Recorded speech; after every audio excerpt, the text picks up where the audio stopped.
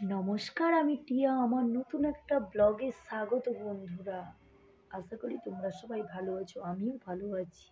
আজকে একটা নতুন ব্লগ নিয়ে তোমাদের সামনে হাজির হয়ে গেলাম গাইস। দেখতে থাকো আমার এই ব্লগটা, আশা করি তোমাদের ভালো লাগবে, স্কিপ করো না গাইস। তোমাদের তো আগের ভিডিওই দেখেছি, প্যান্ডেল হচ্ছিল পুজো পুজো হওয়ার জন্য, শীতলা পুজো আর গণেশ পুজো হওয়ার জন্য। দেখো গাইস, তার জন্য আমি তোমাদেরকে এত বড় ভিডিও হয়ে যাবে বলে ছোট করে আমি দিলাম। এত বড় ভিডিওটা তো পুরোটা দেওয়া যায় না, তার জন্য আমি ছোট করে ব্লগটা বানালাম গাইস। দেখতে থাকো, আশা করি ব্লগটা ভালো লাগবে। এই যে পুজোর এখানে ব্রাহ্মণ ঠাকুর চলে এসছে গাইস, দেখো ব্রাহ্মণ ঠাকুর চলে এসছে। আর ওইদিকে কি কি হচ্ছে না হচ্ছে চলো একবার ঘুরে আসি, দেখা যাক ওই দিকটায় কি কাজ হচ্ছে। চলো তোমরাও দেখতে থাকো, আমিও দেখো ওইদিকে রান্না বান্না শুরু হয়ে গেছে। ওই দিদিকে দেখো একটা শাকের, কি একটা শাকের একটা তরকারি হবে, চচ্চড়ি। আর ওইদিকে ময়দা মাখছে, ওইদিকে আলু পটলের তরকারি, ডাল, টমাটোমের চাটনি, আর একটা কি তরকারি হবে গাইস। তাই এখানে সবাই সবার ডিউটিতে নেমে গেছে। দেখো গাইস, বাড়িতে সবাই যারা আত্মীয় স্বজন এসছে, গ্রামের লোক, তারপর আমার পাড়া প্রতিবেশী যারা আছে সবাই মিলে এই কাজে অংশগ্রহণ করেছে। আর আমাদের গ্রামের এখানে কোনো ক্যাটারিং সিস্টেম এরকম ব্যাপারটা নেই, কারণ যাদের বাড়িতে পুজো পার্বণ হয় তা দেখো ওইদিকে আমাদের গরুটা তাকিয়ে আছে। আর আমাদের এখানে পুজো পার্বণ হয়, সবাই গাইস সবার কাছে হেল্প করে, কারণ ওদের বাড়িতে কিছু হলে আমাদের বাড়িতে যায়, আর আমার বাড়িতে কিছু হলে ওদের বাড়িতে আসা হয় গাইস। সবার কাছ থেকে মানে এই হেল্পটা গ্রামের মানুষরা পায়। জানি না শহরের মানুষরা পায় কি না, কারণ আমরা শহরে থাকি না, এতটা কিছু অভিজ্ঞতা নেই আর বলতেও পারবো না গাইস।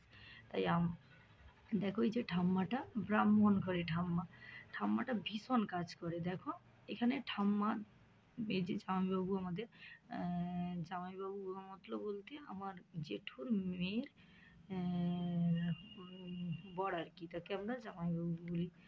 এই দেখো এদিকে বিশুবাবু এই দিকটায় আটা সরি আটা নয় গাইস, ময়দা মাখছে। দেখো গাইস কিভাবে। আর ওইদিকে রান্না হচ্ছে, ডাল টাল শুরু হয়ে গেছে গাইস। দেখতে থাকো, আশা করি ভালো লাগে ব্লগটা। কারা কারা এই অংশগ্রহণ করেছিলে আমাকে কিন্তু জানিও। যারা আমার পাশের আত্মীয় স্বজন আছে নিশ্চয়ই তারা দেখছো, এই ভিডিওটা তোমাদের সঙ্গে শেয়ার করছি গাইস। দেখতে থাকো, আশা করি ভালো লাগবে।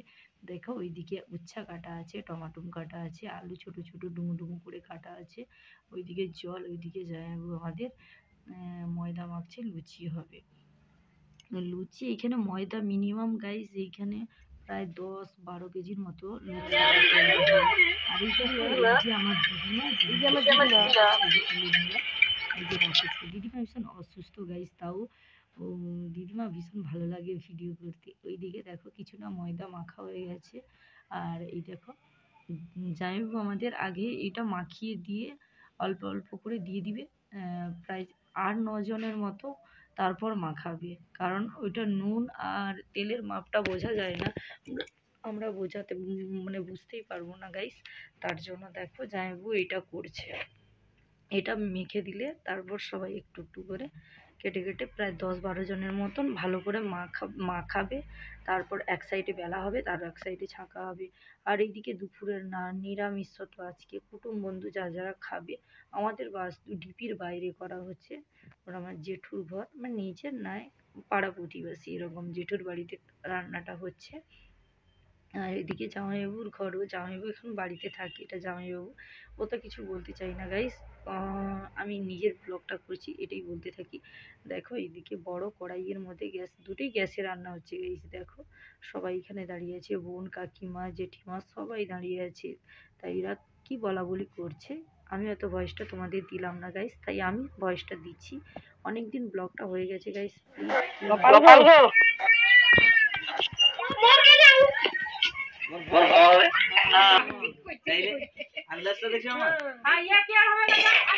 আলোটা যাই দিন হইতো দেখতে তো পাইনি। আরে মোর দাদা রেছে এ আমার বড়দা, আমার দাদা, তুই আমার মুখে কই বলি দিদি বলি না না দেখতে মুখে ঠিক ঠিক কি আছে পান খাওয়া ওয়া কি দিদি ধান হ্যাঁ কালকে শেষ হ্যাঁ এই কে আইছে বলি কি আরে কাল দিন মানে আছে গাড়ি তো লাগা মাসি। ডিগ্রি ভাই যে ঘরে